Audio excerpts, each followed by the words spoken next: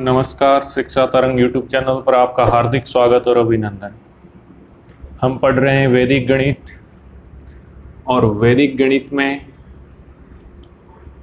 सूत्र निखिलम आधार, ठीक है, निखिलम आधार द्वारा हम या निखिलम उपाधार उसके द्वारा है हम वर्ग किस तरह आसानी से ज्ञात कर सकते हैं ये सीखेंगे। तो सबसे पहले तो हम देख लेते हैं निखिलम आधार और उपाधार द्वारा हमने पहले गुणा करना सीख ही रखा है, ठीक है। अगर नहीं देखा है वीडियो तो पहले वाला वीडियो देख लेना कि सूत्र निखिलम आधार या उपाधार से गुणा किस तरह करते हैं, वीडियो प्लेलिस्ट में जाकर के देख लेना। अब जैसे वर्ग है किसी संख्या का, तो किसी संख्या का वर्ग क्या होता है, उस संख्या को उसी संख्या से गुणा करना। जैसे 17 है तो 17 को 17 से गुणा करना, ठीक है। अब 17 को 17 से ही गुणा करना है तो किस तरह करते थे निखिलम आधार में, दोनों अंक हम लिख देते थे। जैसे 17 लिख दिया और दूसरा जिस संख्या से गुणा करते थे वो भी लिख दिया। अब ये दोनों अंक है वो किस आधार के आसपास के हैं, तो ये दोनों किसके आसपास के हैं, 10 के आसपास के। तो इनका आधार क्या होगा, आधार हो जाएगा 10। भाई आधार क्या होता है, 10, 100 या 1000, ठीक है, 10 या 10 की घात में, तो 10 के आसपास है। फिर क्या करते हैं हम, विचलन लेते थे। विचलन क्या होता था, संख्या में से आधार घटाते थे। जैसे ये संख्या कितनी है 17, 17 में से 10 घटाऊंगा तो क्या बचेगा 7, ठीक है, यानी 10 से 7 ज्यादा है ये विचलन। ये दूसरी संख्या क्या है, ये भी 17, ये कितनी ज्यादा है इससे, ये भी 7 ज्यादा है, यानी 17 में से 10 घटा दिया तो क्या आ गया 7। फिर क्या करते थे, दो साइड बनाते थे, राइट हैंड साइड और लेफ्ट हैंड साइड, ठीक है। तो लेफ्ट हैंड साइड में हम क्या करते थे, एक संख्या लेते थे कोई भी, जैसे ये ले ली 17 ऊपर वाली, ठीक है, और क्या करते थे, दूसरी संख्या का विचलन, जो संख्या ली उसका विचलन नहीं, दूसरी संख्या का विचलन, तो ये क्या है +7। और फिर राइट हैंड साइड में क्या होता था, दोनों विचलनों का गुणा, यानी 7 गुणा 7, ठीक है। तो क्या हो जाता था यहाँ पे, संख्या वहां पे संख्या जैसे गुणा करते थे अलग अलग हो सकती थी, ठीक है। ये मैंने 17 × 17 किया है, वहां 17 × 15 हो सकती थी, तो वहां एक संख्या और दूसरी का विचलन लेते थे। यहाँ पे वर्ग कर रहे हैं तो संख्या सेम है, तो विचलन भी दोनों का सेम होगा। तो संख्या प्लस क्या आ गया विचलन, और यहाँ पे विचलनों का क्या है गुणा, तो विचलन भी सेम है, तो 7 × 7 यानी विचलनों का क्या हो गया वर्ग। तो हम वर्ग करने के लिए क्या, संख्या किसी संख्या का वर्ग करना है तो संख्या में उस विचलन को जोड़ देंगे और राइट हैंड साइड में विचलन का वर्ग कर देंगे, यही होता है, ठीक है। तो इसका जैसे करना है तो 17 + 7 कितना हो जाएगा 24, और उधर 7 × 7 कितना होगा 49। लेकिन आधार में कितने जीरो हैं, 1, तो राइट हैंड साइड में एक ही अंक रखना है। तो जो 4 एक्स्ट्रा है उसको किस तरफ भेजेंगे, उस साइड भेज देंगे। तो क्या हो जाएगा, ये 4 उस साइड जाके 24 में जुड़ जाएगा, तो कितना हो जाएगा उस साइड 28 और इस साइड 9। अब एक ही अंक है तो उसको ऐसे का ऐसे लिख दो 289, ठीक है।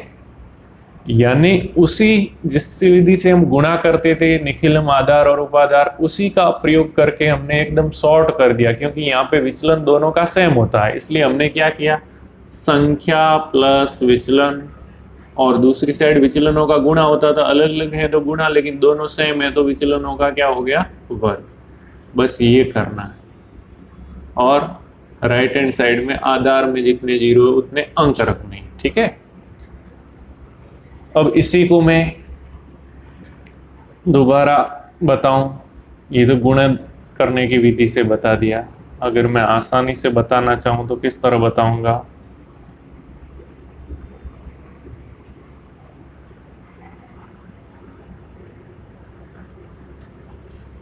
अब जैसे 17 का वर्ग है तो 17 का स्क्वायर क्या होगा, 17 का वर्ग संख्या क्या है 17, और 17 क्या, आधार 10 से कितना ज्यादा है, संख्या प्लस विचलन। आधार तो हो गया 10 और विचलन क्या हुआ 7।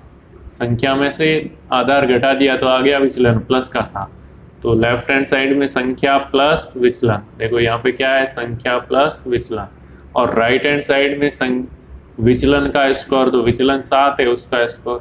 आगे बढ़ेंगे तो क्या हो जाएगा, 17 और 7 24। और उधर क्या है, 7 का स्क्वायर क्या है 49। 7 का स्क्वायर मतलब 7 गुणा 7 क्या होता है 49।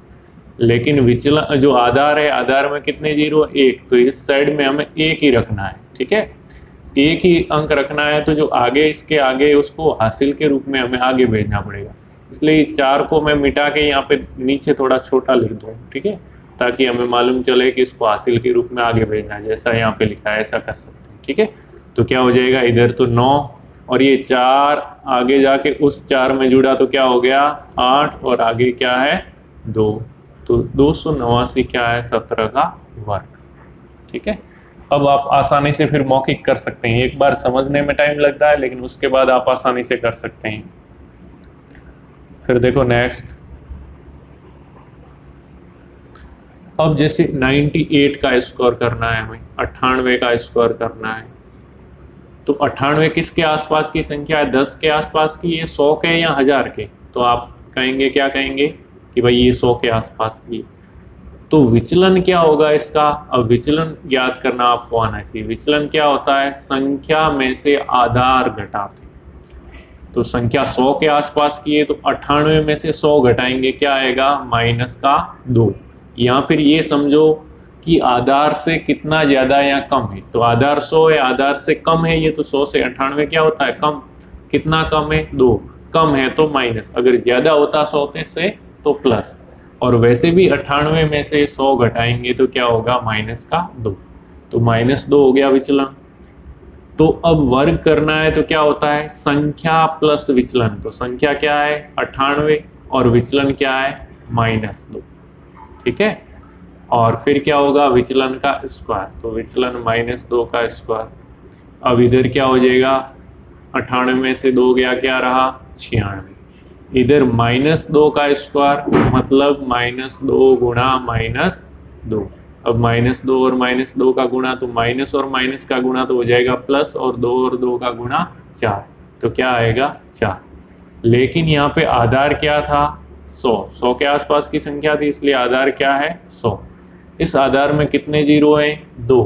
तो राइट हैंड साइड में जो दाईं तरफ है 2 अंक आने चाहिए, लेकिन यहाँ पे तो 1 ही है 4 है। तो 2 करने के लिए 4 के आगे मैं 1 जीरो लिख दूंगा। अब इसको ऐसे का ऐसे लिख दो। अब इस पे 2 अंक हो गए तो क्या हो जाएगा 9604 क्या हो जाएगा 98 का स्क्वायर। इस तरह आसानी से कर सकते हैं। देखो यहाँ पे क्या क्या है, आधार 100, विचलन -2, अब संख्या प्लस विचलन, ठीक है। तो क्या है संख्या 98 और -2 क्या है विचलन, इधर -2 का स्क्वायर, तो ये हो गया आंसर। अब जैसे 104 का करना है, अब डायरेक्ट आप आंख बंद करके भी बता सकते हो स्कोर। 104 क्या है 100 से 4 ज्यादा है, तो 104 प्लस, क्योंकि 100 से ज्यादा है 4, तो ये विचलन हो गया और उधर विचलन का स्क्वायर। तो अब क्या हो जाएगा 104 और 4 108 और उधर क्या हो जाएगा 16। तो ये 108 16 डायरेक्ट आपका क्या हो गया वर्ग। क्यों, क्योंकि अब के तो देखो आधार 100 था, इसलिए राइट हैंड साइड में 2 अंक ही है, क्योंकि आधार में 100 में कितने जीरो है 2, तो 2 अंक है, तो ऐसे का ऐसे लिख दिया, ये आपका वर्ग हो गया। फिर जैसे 115 का स्क्वायर है, तो 115 100 से कितना ज्यादा है 15, इसका मतलब विचलन क्या है प्लस का 15। तो संख्या 115 और उसमें विचलन 15 का जोड़ दिया, और राइट हैंड साइड में विचलन का स्क्वायर 15 था, 15 का स्क्वायर। अब क्या हो गया 115 और 15 जोड़ा तो क्या आया 130, और 15 का स्क्वायर क्या होता है 225। लेकिन ये किसके आसपास की संख्या थी 100 के। 100 में कितने अंक है 2, कितने जीरो है 2, तो यहाँ पे 2 ही अंक रखने हैं, तो 2 राइट हैंड साइड से लेंगे तो ये 2 आ गए। अब आगे का 225 का जो 2 है वो यहाँ नहीं रखना है, तो क्या करेंगे उधर भेजेंगे 30 में ये दो हासिल के रूप में चला जाएगा और जुड़ जाएगा, तो क्या हो जाएगा 132 और 25 इस तरह। तो इसका क्या हो जाएगा 115 का स्क्वायर क्या आया 13,225। ये निखिलम आधार तो तब उपयोगी था जब संख्याएं क्या हो 10 के आसपास हो, 100 के आसपास हो या 1000 के आसपास हो, क्योंकि ये क्या होते हैं आधार। जब कभी इनके आसपास संख्या नहीं हो, इनके कुछ गुणा में हो, तब हम निखिलम उपाधार विधि का उपयोग करते हैं। तो निखिलम उपाधार में भी कुछ नहीं है भाई, निखिलम आधार में क्या था संख्या प्लस विचलन और राइट हैंड साइड में विचलन का स्क्वायर। निखिलम उपाधार में क्या है, यहाँ पे उपाधार का गुणा करते हैं, इसलिए लेफ्ट हैंड साइड में उपाधार अंक का गुणा कर देंगे, बस यही। अब जैसे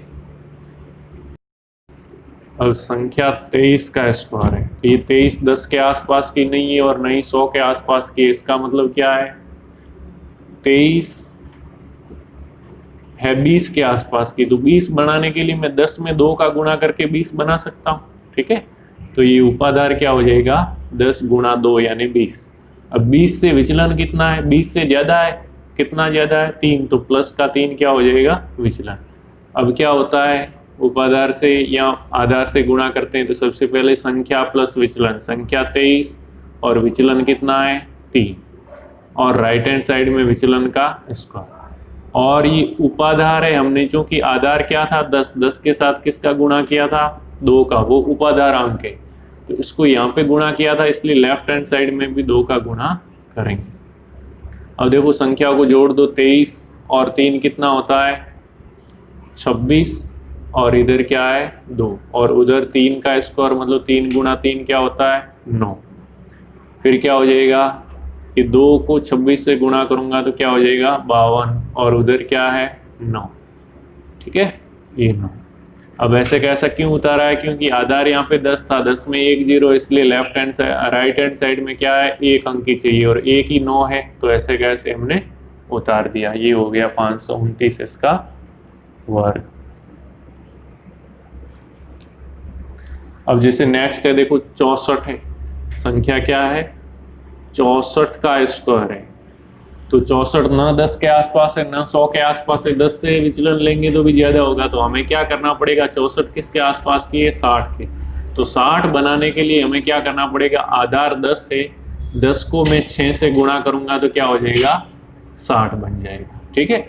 तो अब विचलन 60 से लेना है, 60 से विचलन कितना होगा इसका 4, 60 से ज्यादा है इसलिए प्लस का 4, ठीक है। तो अब संख्या क्या थी 64, विचलन क्या है +4, ठीक है। ये तो हो गया लेफ्ट साइड में, और राइट साइड में 4 का स्क्वायर। और क्या था, क्योंकि हमने इस संख्या आधार के आसपास की नहीं थी इसलिए इसको आधार में 6 से गुणा करके लाया था, यानी उपाधार अंक क्या है 6, इसलिए लेफ्ट हैंड साइड में बाईं तरफ 6 से गुणा कर देंगे। अब क्या करेंगे पहले इनका जोड़ करेंगे, 64 और 4 क्या होगा 68, 68 में किसका गुणा 6 का, और उधर क्या है 4 का स्क्वायर, 4 का स्क्वायर क्या होता है 16, ठीक है 16।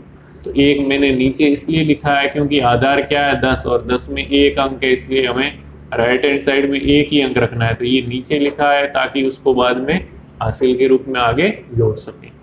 अब गुणा कर देंगे इसका 68 और 6 का, तो कितना हो जाएगा 408 और उधर क्या है 16। अब 1 को 408 में उधर भेज दूंगा तो क्या हो जाएगा 409 और 6, ये हो जाएगा हमारा वर्ग। इस तरह अगर नेक्स्ट और करना है, जैसे 308 का है, ठीक है 308 का वर्ग है, तो 308 है 100 के आसपास ना है ना 10 के आसपास है, लेकिन 300 के आसपास है, तो 300 बनाने के लिए आधार तो क्या होता है 10, 100 या 1000, तो आधार यहाँ पे लेंगे 100 और 100 को मैं 3 से गुणा करूंगा तो 300 बन जाएगा। अब 300 से ज्यादा है या कम, तो ज्यादा है, कितना ज्यादा है 8, तो प्लस का 8। तो क्या करेंगे संख्या प्लस विचलन, संख्या तो क्या है 308 और विचलन क्या है इसका 8 ज्यादा, ठीक है, और राइट हैंड साइड में 8 का स्क्वायर।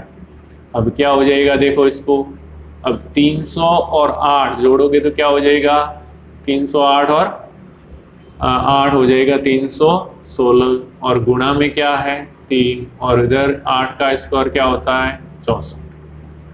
अब देखो आधार में कितने अंक जीरो हैं, 2, तो राइट हैंड साइड में 2 रखने हैं और 2 ही हैं, तो कोई दिक्कत नहीं। अब ऐसे का ऐसे लिख देना। अब 3 का 316 से गुणा करेंगे तो क्या हो जाएगा 948, और ये 2 अंक राइट हैंड साइड के ऐसे उतार दो।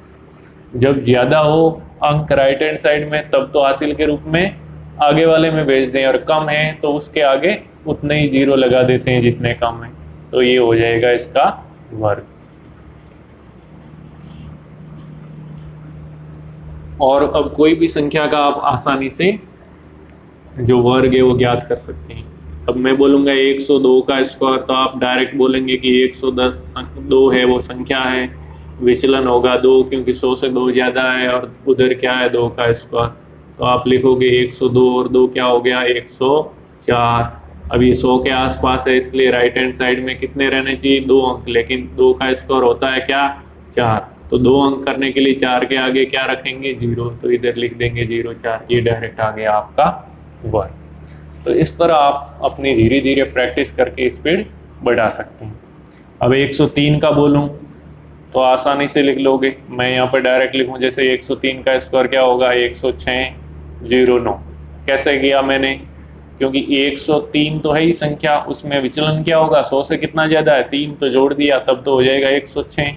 और उस साइड क्योंकि 100 के आसपास की संख्या है, 100 में 2 जीरो है इसलिए 2 अंक रहने चाहिए, तो 2 अंक 3 का मैं स्क्वायर करूंगा, विचलन 3 है 3 का स्क्वायर करूंगा क्या आएगा 9, लेकिन 2 अंक करने के लिए मेरे को 9 के आगे क्या लगाना पड़ेगा 0, तो क्या हो जाएगा वही 106। 103 और 3 क्या होता है 106 और 0 9, ये हो गया उत्तर।